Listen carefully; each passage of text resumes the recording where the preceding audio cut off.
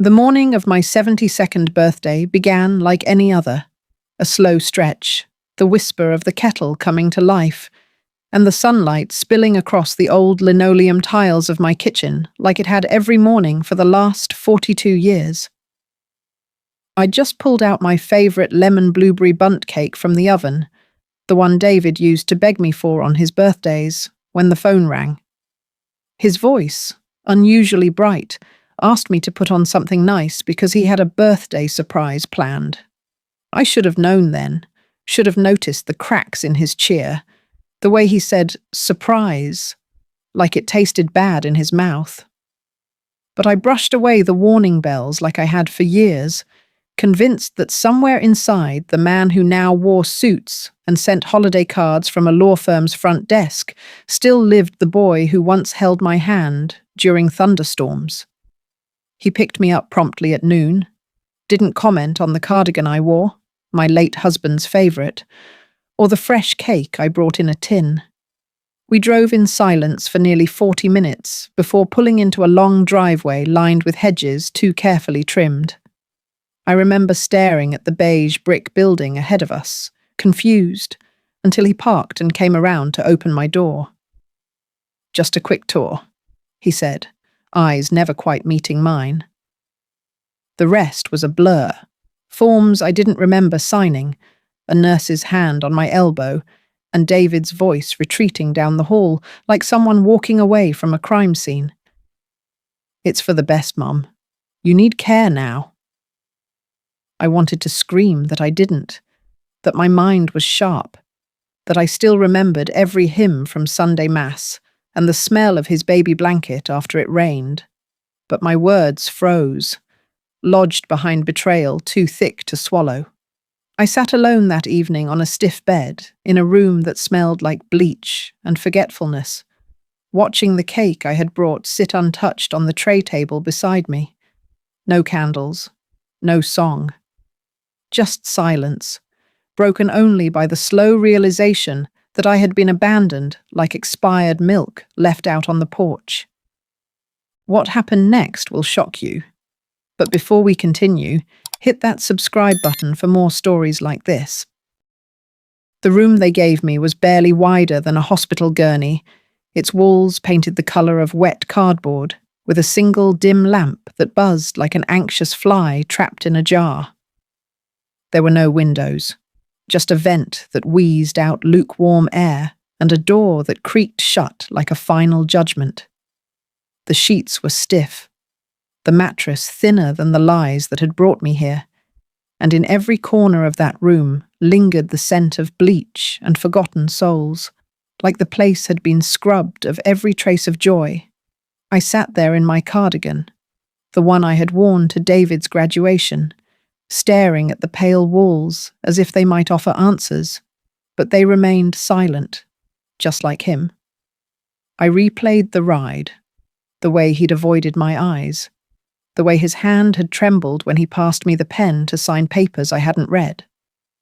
A nurse with tired eyes brought me tea that tasted like boiled dust and told me gently, as if I were already half gone, that my son had said I'd been forgetting things.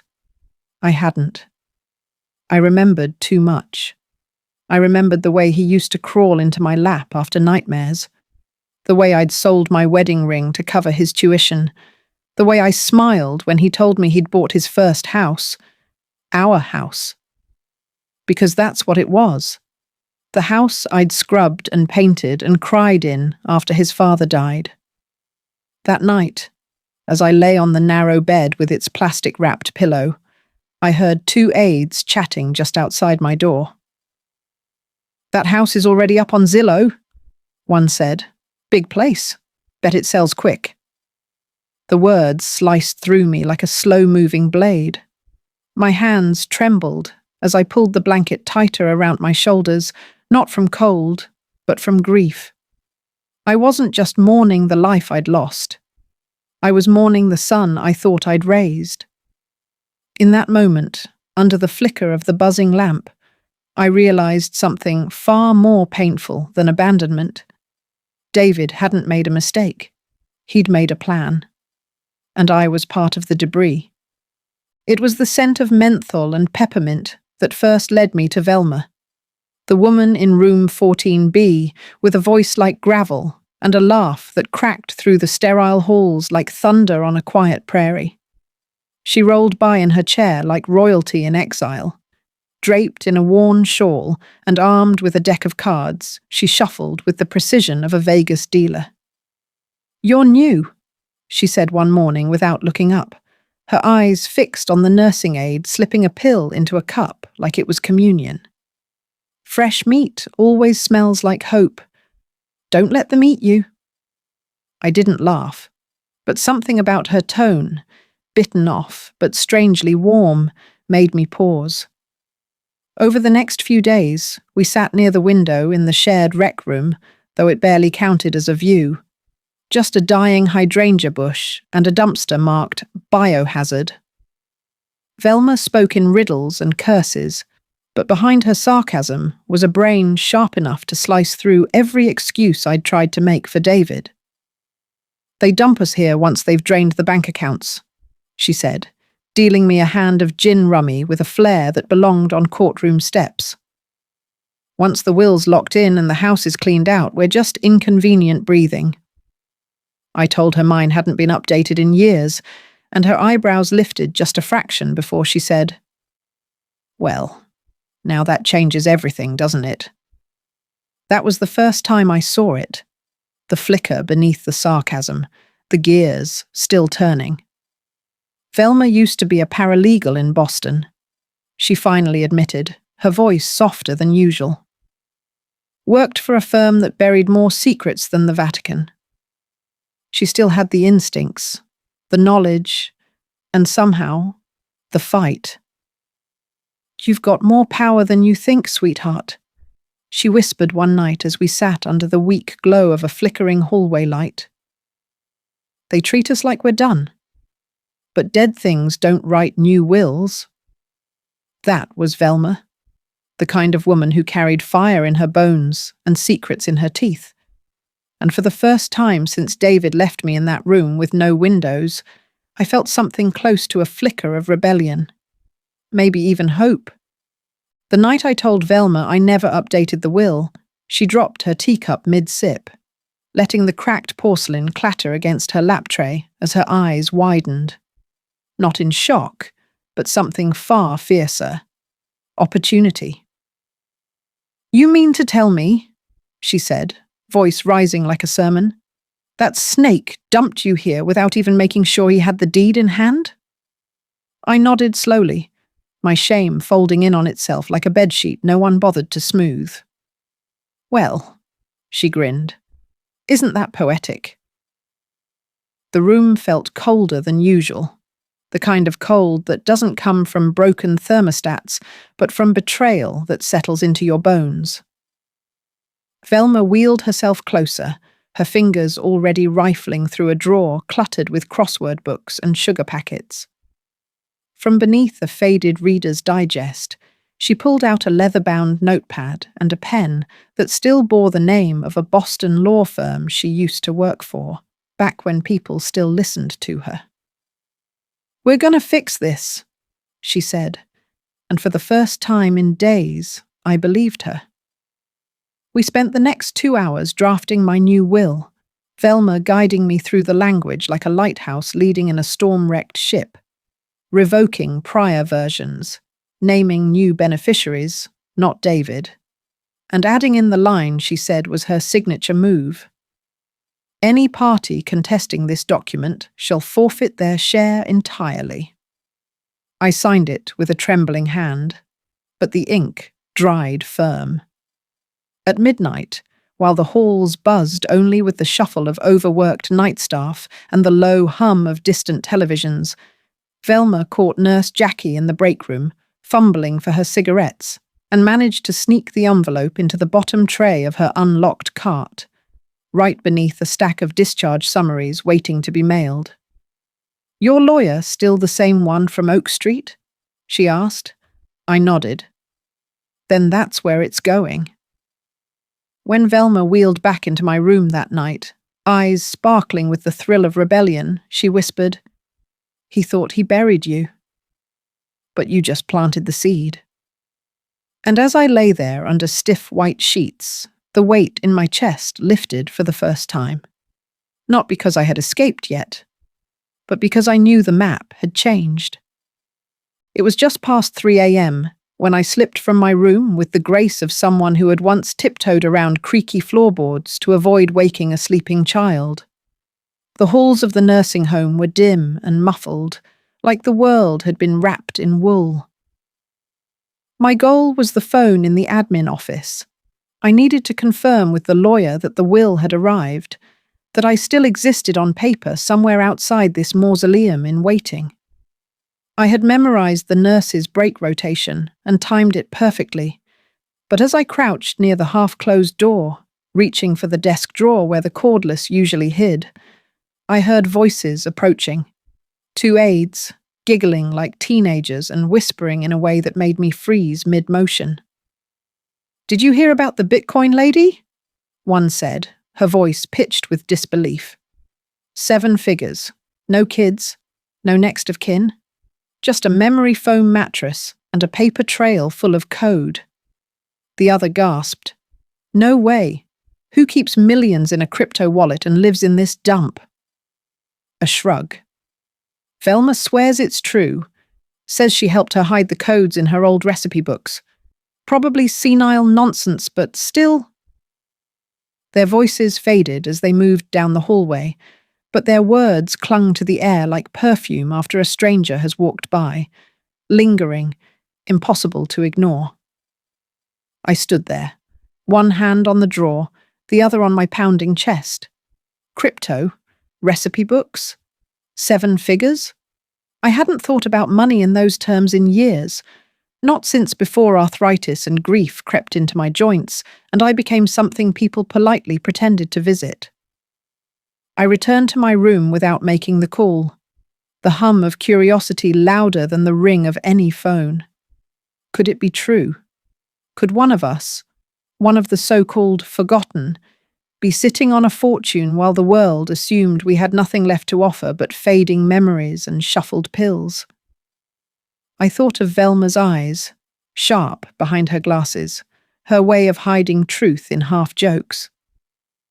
That night, I didn't sleep. I just stared at the ceiling, wondering what other secrets were buried beneath these linoleum floors, and who was still holding the shovel. Velma never liked to be asked direct questions. She preferred conversations layered in sarcasm and misdirection, like an old noir film where everyone wore shadows instead of honesty. But after that hallway whisper, I watched her differently, noticed the way her eyes darted when someone mentioned finance, how she always kept her bookshelf dusted and arranged not alphabetically, but by type of dish. Casseroles on top, desserts in the middle, sauces and soups on the bottom shelf where the bindings had started to fray. One afternoon, as the rain tapped against the windows and the hallway televisions hummed with static, I finally asked her, "Was it you?" The Bitcoin lady. She didn't blink, just reached for the tattered copy of Betty's Bakes and Bread, flipped to a page with no recipe, and ran her finger across the margin where, if you looked closely, letters had been circled in faded red ink. "When my brother died, all he left me was debt and a lesson," she said quietly. "Don't trust blood just because it runs warm." I made my money the modern way, quietly, digitally, and far away from the vultures who thought I was finished. I stared at the page, not understanding all of it, but knowing enough to realize what it was. Hidden passphrases, wallet keys, access to something far beyond soup and shortbread. "Why me?" I asked. She didn't answer right away.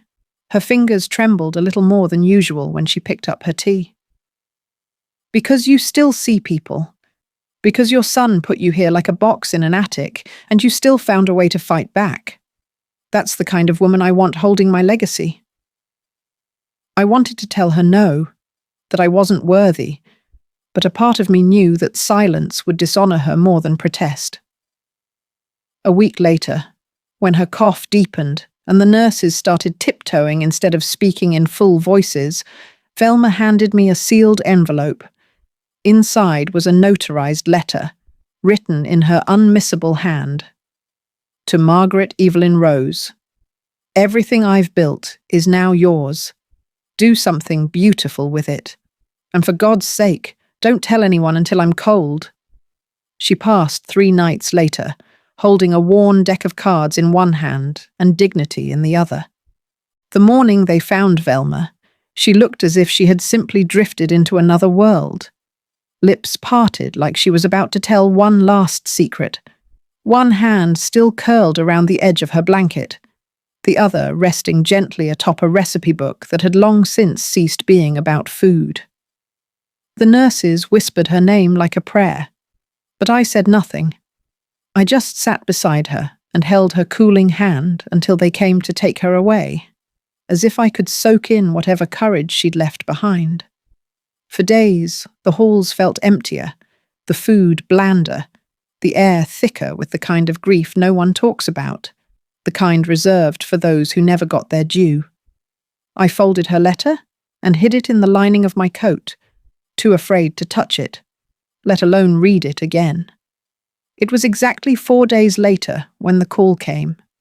A clipped, formal voice on the other end asked if I was Margaret Evelyn Rose and if I could confirm the last 4 digits of my social.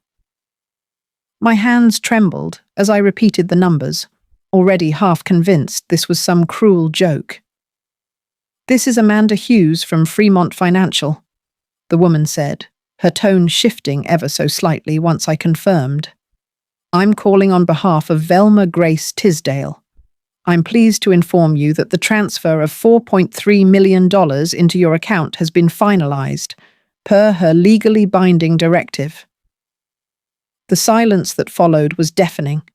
I couldn't speak, couldn't breathe, couldn't even hear the steady beep of my heart monitor as my world tilted on its axis.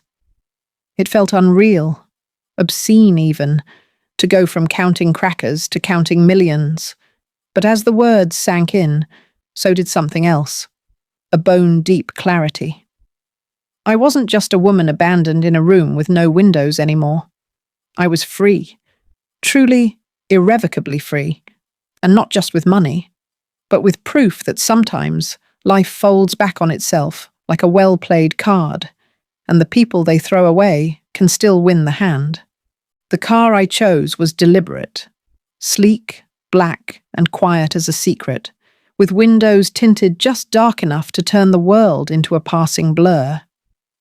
I sat in the back in a navy dress Velma would have called dignified but dangerous, my silver hair pinned tight, lips painted the shade I wore at my husband's funeral. The chauffeur, a man with a voice like silk and manners from another era, opened my door without a word when we pulled up to the house, my house. There were balloons on the mailbox, a sign out front that read, "Open House Turnkey Gem," in aggressive red lettering. And inside, the smell of fresh paint couldn't quite hide the faint trace of lavender I used to sprinkle on the curtains. Strangers in polished shoes milled through the living room I once danced in with David in his pajamas. At the center of it all stood my son, arms folded, pretending to be knowledgeable as he walked a couple through the kitchen he hadn't set foot in for 3 years. I stepped onto the hardwood, the heels of my shoes striking the floor like a gavel. The realtor gasped. David turned, color draining from his face so fast it looked like a trick of the light. "Mom?" he stammered, his voice a brittle whisper, as if the walls themselves had come to life. "I'm not dead," I said flatly, watching the potential buyers freeze. "But you can leave." The room fell into silence, the kind that arrives when someone's soul is stripped bare. I didn't scream. I didn't cry. I just handed the realtor a folded letter from my attorney, declaring the house withdrawn from sale and the title transferred solely under my name. "You should go now," I added, looking at David not with rage, but with the kind of calm disappointment that can haunt a person longer than any shouted words. And as he shuffled out, muttering something about misunderstandings and needing time to talk, I turned my back to him, like one might to a door that no longer leads anywhere worth going. He came back the next morning, less storm than drizzle, standing on my porch with the same eyes that used to search mine for monsters under the bed. Only now they searched for mercy, for cracks in my resolve. I opened the door, not because I owed him that, but because I wanted to see if he would show up as a man or a boy still trying to lie his way out of a fire he lit. "I made a mistake," he said, voice thin as old thread. I was scared. I thought, but I stopped him with a look. I'd spent too many nights in that sterile cell of a room replaying every word he didn't say, every kindness he withheld, and the cake that went untouched while he paved his way to freedom on the spine of my dignity. "Don't," I said, and my voice didn't tremble. "Don't come here with your excuses dressed as remorse. You didn't make a mistake. You made a choice." He shifted, stammered something about stress, money, confusion, how he thought I wanted more care than he could give. But every word just dug the hole deeper, burying him beneath his own cowardice. "You thought I was finished?" I said, stepping forward, my shadow stretching across the doormat he once traced with muddy shoes. "But I changed the will, David. Everything, the house, the accounts, the rights to every last spoon in that kitchen, is under my name. Velma helped me do it, and it's legal, airtight, and final." He blinked like a child scolded, lips parting for some final plea, but I shook my head. "You left your mother in a nursing home like she was a rusted lamp you couldn't wait to replace. Not a penny, not a crumb." The wind stirred around us, and he looked away, perhaps hoping shame would shield him from the truth. "Go home, David," I said, closing the door with a quiet that felt louder than any slam. And behind it, in the hush of my reclaimed kitchen, I brewed myself a cup of tea, 1 sugar, splash of cream, and let the silence sit with me like an old friend who never left. A year to the day after David left me in that windowless room, I stood in the kitchen of my own home. No longer just a house on the hill, but something reborn, and watched as the smell of cinnamon and warm vanilla drifted through open windows, carried on a breeze that whispered of second chances. The living room had been repainted a soft buttercream, the spare bedrooms filled with fresh linens and bookshelves, and the front porch now bore a carved wooden sign that read, "Velma's House." Not in bronze or gold, but in the bold, blocky handwriting of the very woman who had once hidden a fortune between soup recipes and regrets. It had taken months to build it, not with hammers and nails, but with paperwork, permits, and the kind of stubborn resolve that doesn't let go once it finds its footing. The women who lived there now, 6 of them, each with stories too heavy for a page, but not heavy enough to crush them, were bustling around with ribbons, paper hats, and mismatched candles they insisted on using despite the fire hazard. As the clock struck noon, I stood behind a table bearing a lemon blueberry bundt cake, the very same kind I'd once sat beside untouched. But this time, there were no silent halls or forgotten names. Just laughter. Just music on the radio, off-key singing, and stories that spilled out between bites like confessions at a kitchen table long after midnight. They toasted with lemonade in chipped glasses, and someone, even old Irene, who hadn't smiled in months, declared it the best damn cake she'd ever tasted. And when it came time to blow out the candles, I didn't wish to be younger, or richer, or anywhere else but here.